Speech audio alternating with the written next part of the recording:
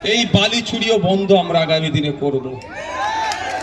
কয়লা আমাদের জাতীয় সম্পদ, ওটা বিক্রি করে রেভিনিউ আসবে, যাতে আমাদের কোষাগারে জমা পড়বে, আমাদের উন্নতি হবে।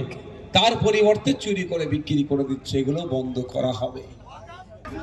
যারা লরির ড্রাইভার ভাইরা আছে, প্রচুর অত্যাচার চলছে। এই অত্যাচারটা আমি শুধু পুলিশ বন্ধুদেরকে দায়ী করব না।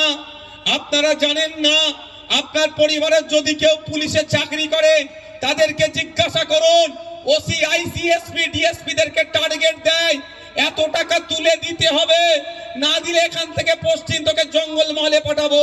বেচারিগুলো দোষ নাই, এরা কোনদিনের জন্য এই যে ভিক্ষা হাত পেতে ভিক্ষা করছে, এরা করার পক্ষে নয়।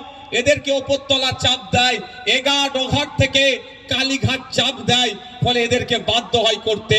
তাই আমি আপনাদের বলবো, আপনারা যদি সুযোগ দেন আমাদেরকে আগামী দিনে, এক কথা দিয়ে যাচ্ছি এই ফাইন সিস্টেমটা অনলাইনে করে দেবো।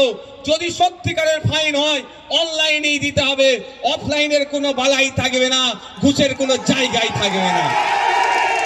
আপনি অন্যায় করেছেন, ফাইন করতে হবে ভাই, তাছাড়া আমি লোক নয়। ওভারলোড মাল নিয়ে যাবেন, ফাইন হবে, আমি পক্ষে।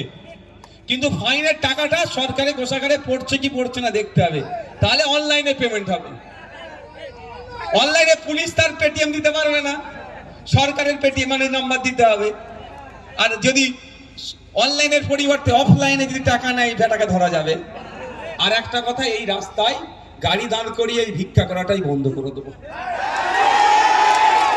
আবারও বলছি, এটা পুলিশের দোষ নয়, কিন্তু পুলিশদের বলবো আপনারা একটু সিদ্ধারা সোজা রাখুন।